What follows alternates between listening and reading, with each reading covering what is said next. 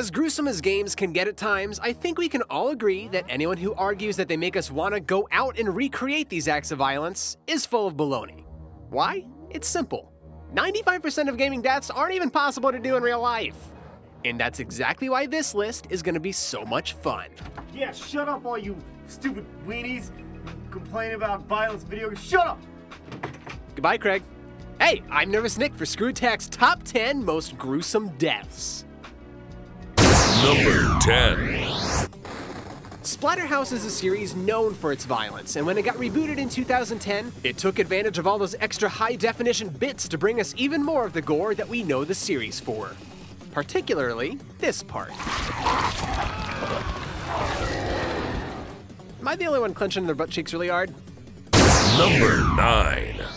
It's common knowledge that trains in the early 1900s were generally powered by steam. This is not the case in Red Dead Redemption. These babies run on combustion engines, as in whatever they touch instantly explodes into a bloody mist and then absorbs its soul for fuel. Number 8. This one's from a PC game called Phantasmagoria? I don't actually know what this entry is. Craig just told me it had to be on here, so what do we got? We got a giant shape, and it's, oh, okay, it's a demon. All right. Oh my God!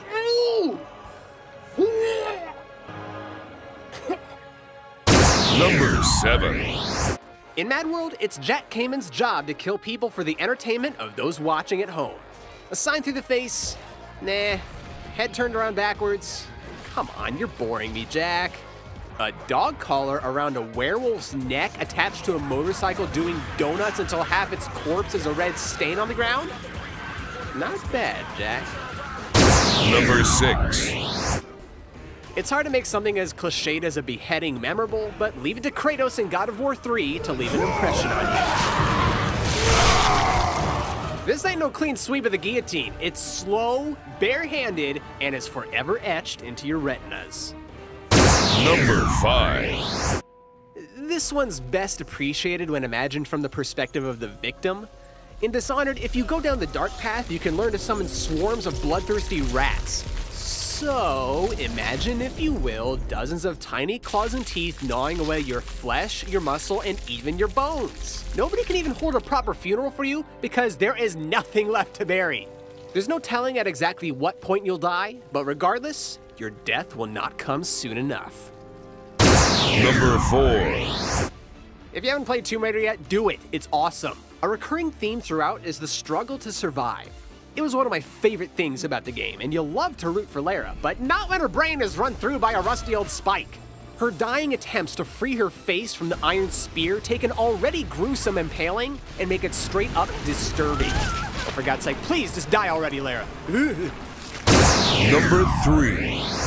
For those of you who are super squeamish, for one thing, I'm really impressed you're still watching this video, and for another, you may remember a certain scene from Dead Space 2 involving one Noontech diagnostic machine.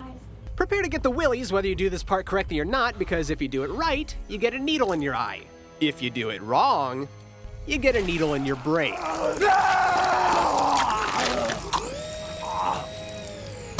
Number 2.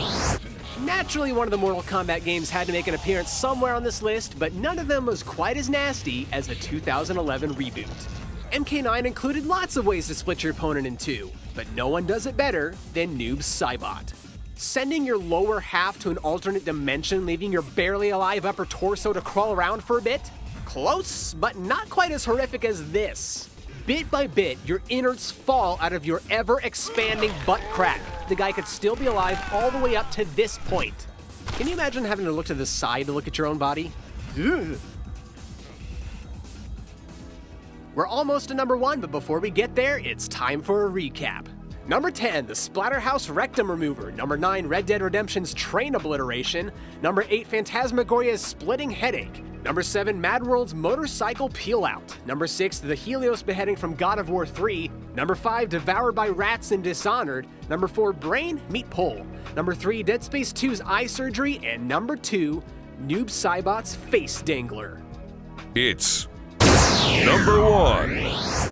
As famous as the fatalities in MK are, they've always been just cheesy enough that they can still come across as humorous. And that works in Mortal Kombat's favor because, as far as I know, none of them have been in danger of getting the dreaded adults-only rating. But maybe you've heard of this one particular game known for being so disturbingly gruesome that it actually did. The grisly nature of the deaths in Manhunt 2 earned the right to beat out the competition. But the most gruesome of them all is also the most drawn out of them all. So let's break it down, shall we? Step 1, broken nose. Step 2, pinned to the chair by blades through both legs. Step 3, remove left eye. Step 4, perform tracheotomy. And step 5, electric drill on the right eye, left running. Good grief, man! Unlike almost everything else you see in gaming, the Manhunt 2 kills are not that far outside of real-life possibility, and that's what makes them so shocking and gruesome, even to those of us accustomed to the rest of what gaming has to offer.